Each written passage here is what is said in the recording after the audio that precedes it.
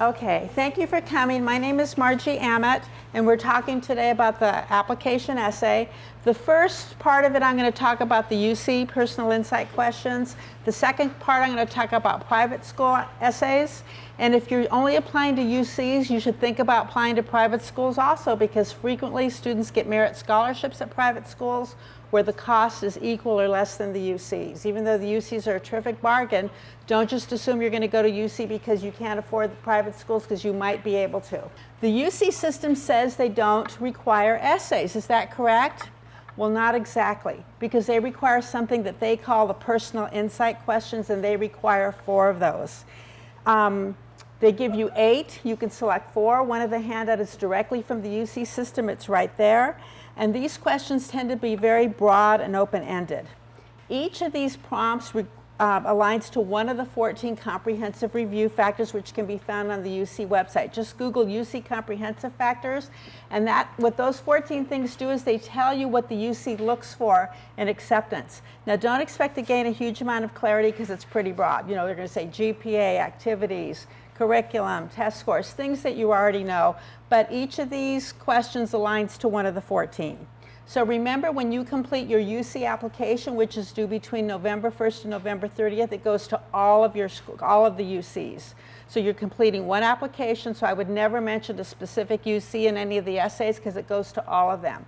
And although they can tell which ones you apply to, each campus is a separate admissions office, and they all want the best students. They all want the best students for their campus. Okay, so what's the importance of these personal insight questions? Well, for the UCs, there's no interviews, there's no recommendations. Once in a while, Berkeley will ask for a recommendation after you submit the question, but these questions, after you submit your application, but these questions are really the only part of the application that reveal your character, that reveal your qualities. Here's what UCLA says. We're looking for more than just straight A students. We seek students with unique stories whose rich experience brings the type of perspective and leadership that we value. Here's what UC Davis says. Our process involves comparing your application to those of other highly qualified and competitive students who may have similar experiences. Providing details and examples can help you stand out. Your responses are also very helpful if you provide context. So these personal insight questions are considered value added to the application. So this section can never hurt you, but if you do a quality job, your responses can really enhance your application. At the UC conference, actually, which is just this week, you know, they gave us samples, and they're asking the counselors, is this value added, or is this a missed opportunity? Because the value added can provide tons of details, information that can highlight your application, can provide gaps, you know, that can provide stories of gaps in your application. It's a terrific opportunity. Okay, so the UC system in general utilizes what they call comprehensive review, and each component of the application is scored, and that includes these personal insight questions. And while each campus, remember, each campus has its own admission office, while each campus assigns various weight, in 2018, Berkeley received over 50,000 from California residents and read each application in its entirety twice. UCLA received 69,600 and read each application in its entirety, including the personal insight questions, twice. And so while all these UC readers are trained in comprehensive review, again, each campus might weight the factors differently. And if you go online and look at each campus, they're going to detail their comprehensive review focus. But again, don't expect real specific clarity here, because what they tell you is very broad. Okay, so look at that insight, this handout directly from the UC system, right here, personal insight questions. Okay, so there's the 8 questions. You have a choice of 4 of them. The maximum word limit for each one is 350 words. And just for your information, number 1 and 6 are the most popular, with about 15% choosing them.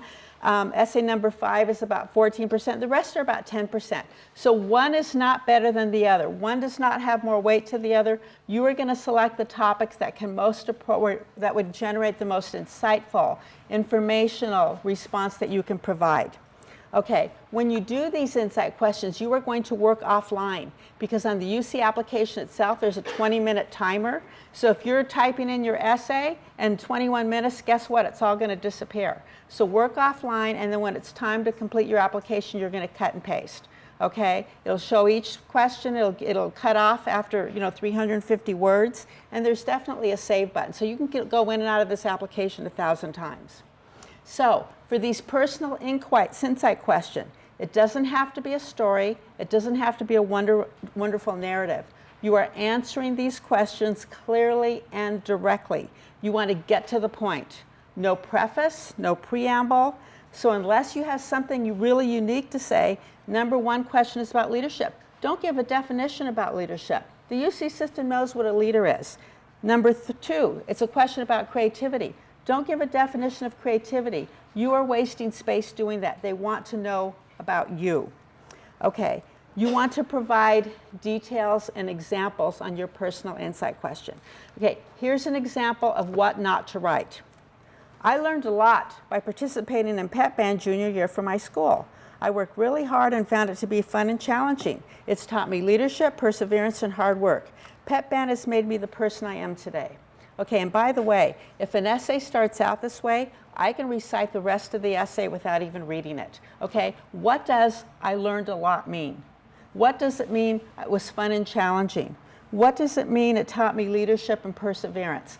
Be specific, give an example how you were a leader, give an example of the perseverance, give an example of about how you worked really hard. They're looking for details and examples. Okay. The UCs are placing their value on content. Content is much more important than structure. Information, and more information for the UCs. You want to provide information that's not available on the rest of your application or that may enhance information on the rest of your application. And let me give you some examples. So on the UC application, you also have an honors and extracurricular section. You have an opportunity to put in 20 items with 500 characters in each, so that's a lot of space.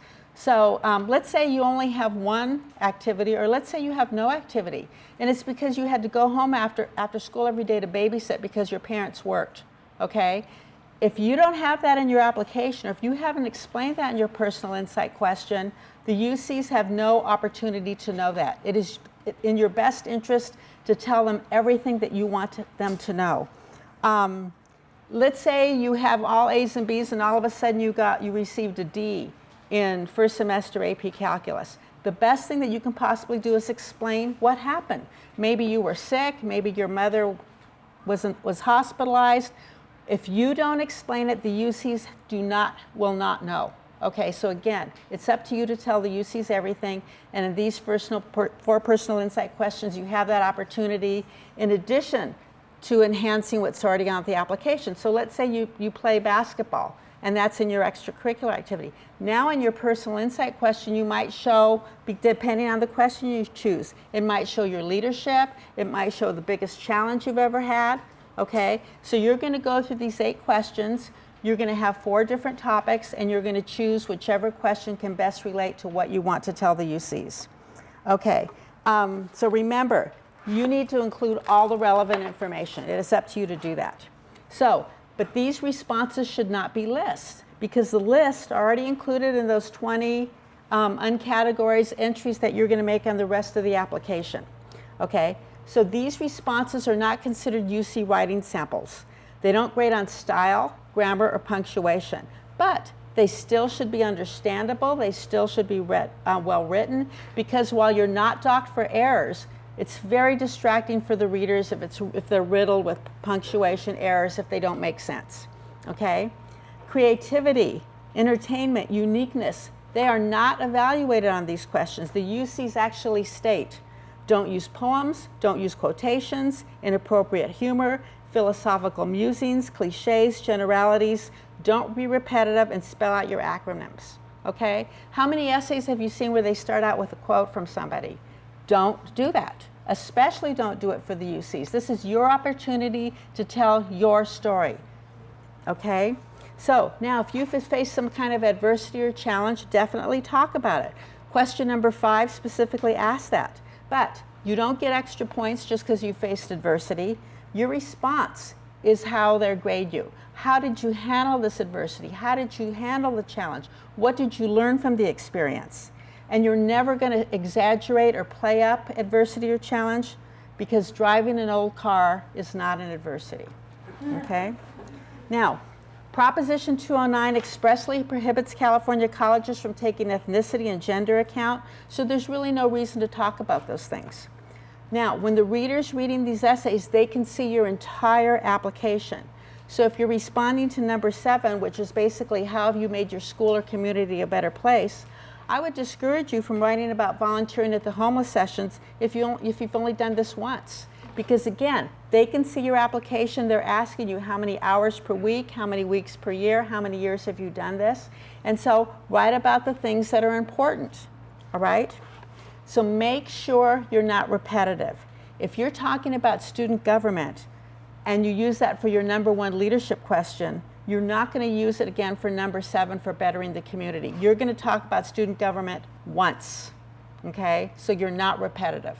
You have 4 questions and you come up with 4 different things, okay? And make sure you answer the prompt. So for instance, one of these questions is, what is your greatest talent or skill? So people will talk about tennis and they'll talk about playing the piano. At the end of it, you're still not quite sure what the greatest skill is. Is it because you're the best tennis player or because you're a fantastic piano player? No, chances are it's because you didn't quit when it was awful, or you kept doing it for 12 years even though you hated it, or you just continued to do it even though you taught yourself because your parents didn't have money for lessons. All right, so make sure that you were clear in your conclusion.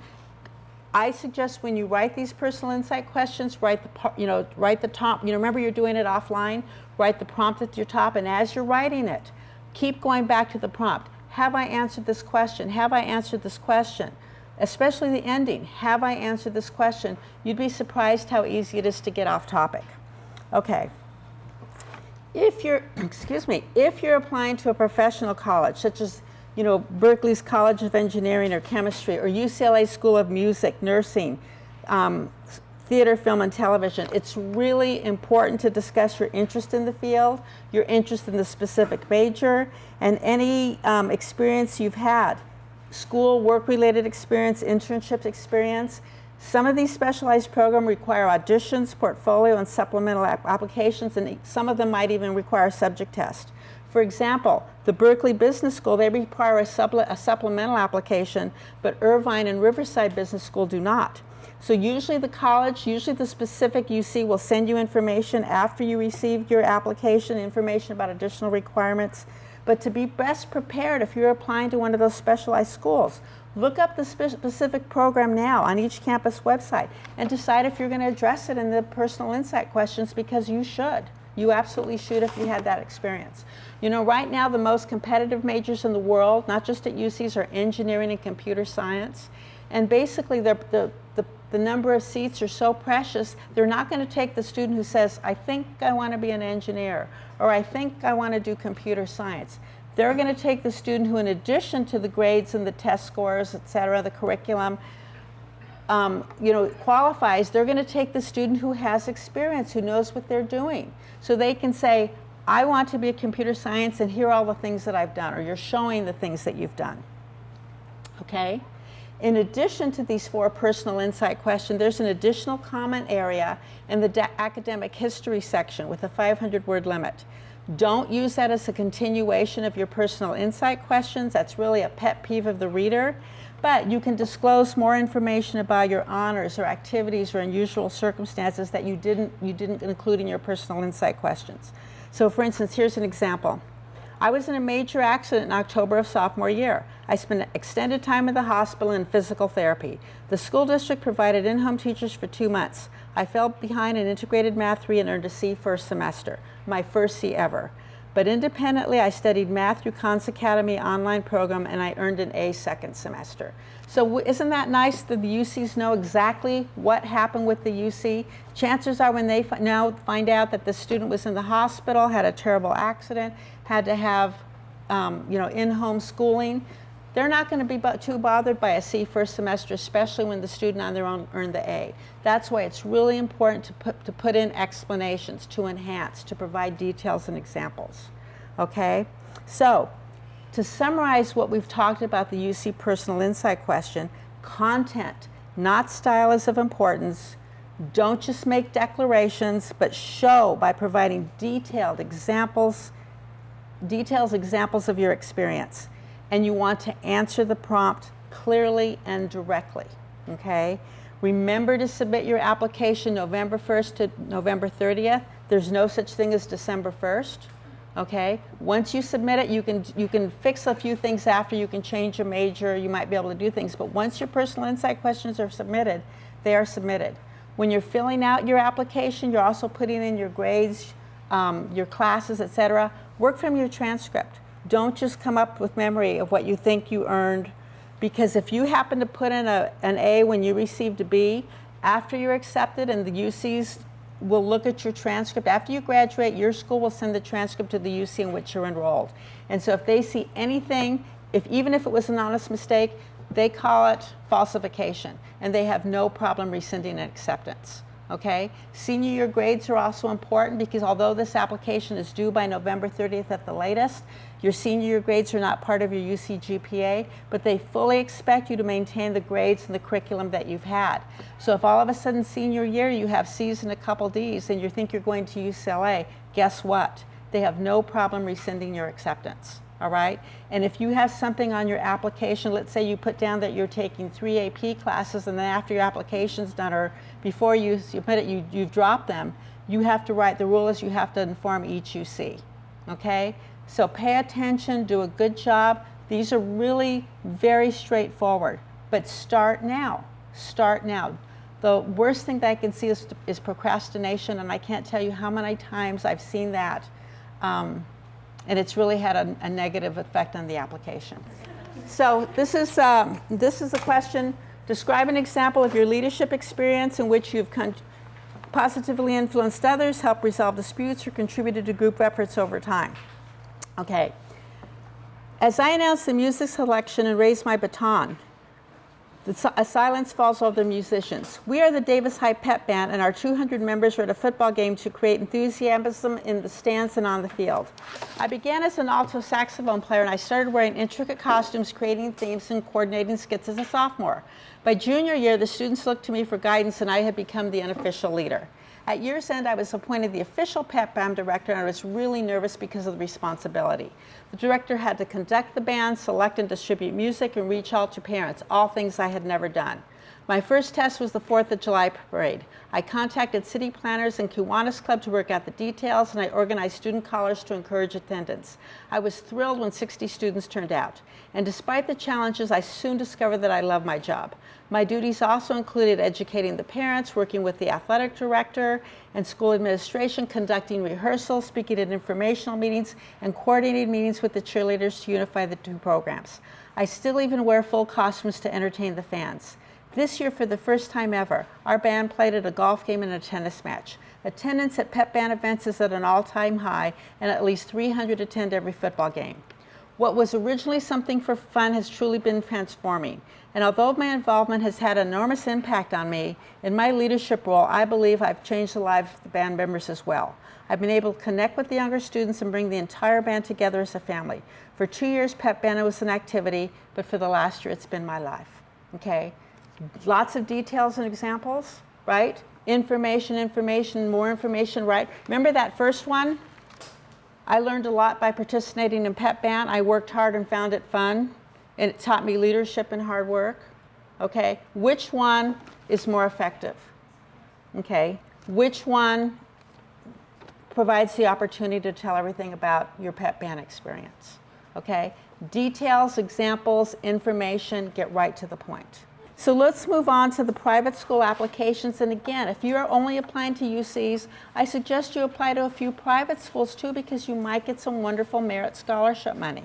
All right, so just like for the UCs, writing the essays is your opportunity to showcase and elaborate on your achievements, talents, and experiences, and to reveal the admission department who you are beyond grades and test score. This is the part of the application that reveals thinking and reflection. Okay, now, again, for all the colleges, these essays are critical. Okay, you've already, again, they have an extracurricular part, so they already know the what's. So now when you're writing your stories, you're telling them the whys. You're giving the examples all right? And because of intense competition and grade inflation, colleges are trying to get to the bottom, private colleges are trying to get to the bottom of your personal qualities. And what's the evidence? The recommendation, the interviews, and absolutely positively the essays. So, for more times than I can count, I'm aware of instances where these essays made a difference, both for the regular and the superstar student. But also remember, and don't forget this, a poorly written, weak essay will definitely damage your chances. And for the private schools, again, this is a way of showing that you've carefully researched, you can demonstrate why you are a match for this school. Okay, so how do you choose your topic? So if you look on the back page of this one, it looks like this. Many of the private schools use the common application or the coalition application. Over 400 schools, actually I think it's close to 800 schools use this common application. And so you have one main application, one main essay that goes to all of the colleges. Now, some schools are going to have more. So let's say you're applying to Stanford, let's say you're applying to USC, let's say you're applying to St. Mary's. They're all going to take one of these essays. You have a choice of them and you're going to select one. But then Stanford, once you open their application separately, they have 5 more essays. Okay? USC has 2 more. St. Mary's doesn't have any additional. Okay? So I suggest the first thing you do when you're doing this is get organized. So they offer you the prompt, and so they have the prompt. You're going to select your topic, all right? And basically when you're selecting your topic, your question should be, what do I have to say? What is my story? Because every one of you has a story, and the applicant who can reveal his or her story with intensity, with enthusiasm, with insight, is the one who's going to stand out, all right? And again, just like UC's, a strategically chosen topic is going to highlight or explain what's in your application. Okay, you're going to fill in the gaps, explain unusual situations, or complete a complete picture of activities, etc. But here's the deal. No matter what the prompt asks, they're always asking about you. The question is really, tell us about yourself. Okay, and so remember how I said for the UCs, you get to the point, you know, no fluff whatsoever, no preamble. For these private schools, I suggest that you write a story. Okay, make your writing interesting, again, filled with details and examples, and pick a topic that's important to you. Because when you write about something that's important to you, your feelings are going to naturally transfer to paper. It boils down to write what you know and write what you care about. I suggest you stay away from the big topics, ecology, civil rights, human nature in general, because it's unlikely you're going to say something that's personal reflective. A quality essay is not strong because of the topic, but because of the story, the details and the examples, okay? Again, for professional colleges, tell about your experience. If you're overcoming obstacles, it's not the obstacle, it's how you've handled it. But the best essays are insightful, reflective stories filled with examples that show what you've learned from the experience. So go ahead and write about yourself, write about your athletics, write about your community service, write about your student government, but make it personal and insightful. So colleges are looking for unique, distinctive students to comprise a well-rounded class. And they're not looking for students who think the same way or write the same essay. So write about yourself and be personal and reflective. Reveal your qualities, don't just list. Because remember, these schools will also have an activity sheet where you've listed. Okay, what's the tone and voice for this? What's the tone and voice should you be using? Your tone and voice should be personal and conversational. This is not a school-related writing project, it's not an English expository assignment, and it's not an exercise in creativity. You're telling your personal story. So you're after the most natural voice and vocabulary, so you're not trying to impress the reader with big words or lofty language. Your goal is not to write the longest sentences possible. The flavor and the substance should sound just like you. Now, does that mean using slang or poor grammar? No, that's not what I'm saying, okay? But this is not a formal essay. Okay, so remember that the reader already knows about your activities and grades, and what they don't know are the details or why you've chosen something, okay? So you don't want to just make a declaration, you want to show. Again, here's another example of making a declaration. I learned a lot by participating in student government, and it made me the person I am today. What does that mean? I learned a lot and it made me the person I am today. Every essay I read almost always says, football made me the person I am today. Ballet made me the person I am today. Student government. And then the question is, okay, but who are you? Give us some examples and details. Here's a little bit better, and this was actually a Rio student from a while back. Will the secretary please read the minutes? This was the cue I had been waiting for all year. As my eager fingers clacked across the keyboard, I realized that everything said in the meeting was being reiterated through me. This was my third year in student government. I had worked tirelessly to prove my readiness for the executive board by volunteering at every school event. I created new ideas to fundraise for prom and grad night. I organized a massive garage sale, and I hosted a teacher appreciation day. I credit student government for the skills I've obtained, and I truly believe that I can, and I'm making a difference. Now, isn't that a lot stronger than saying, isn't that much stronger than saying I learned a lot? So anyway, that first example is filled with vague abstractions, many declarations. So don't just write about the generalities of your experience. Show how you've changed, how you've grown, what you learned. Okay, provide details and examples, and that's always what makes an essay interesting. And also, I always suggest people don't use a lot and don't use get and got, because you can come up with something stronger. I know you can. Okay, so writer, what should you beware of? Don't let anyone else choose your topic. A number of years ago, I had a call from my mom, and she said, Marissa wrote her essay wrote her essay, and I think it's okay, but her dad and I want her to write an essay about how she wants to be a doctor. Okay, so can you tell her that she needs to write that essay? So I wrote the essay Marissa wrote, and it actually was pretty darn good. It needed some cleaning up and editing, but it had details, examples. She also wrote the I want to become a doctor essay for her mom, and it was basically over and over. I want to be a doctor to help people and to do good, a bunch of fluff. Okay, so don't fall in the trap of trying to figure out what you think the college people want to hear, because chances are they've read a million essays just like that. It's impossible to guess what a college wants in its freshman class, and each campus does create a yardstick and a measurement, but that year the UC Berkeley admission director said he had 7,000 I want to be a doctor essays. So students, does that mean that you shouldn't listen to your parents or the ideas of others? Of course not. Your parents know you better than anyone, sometimes better than you know yourself, and some of the best days I've ever heard, best days I've ever read come from the initial idea of the parents. Okay.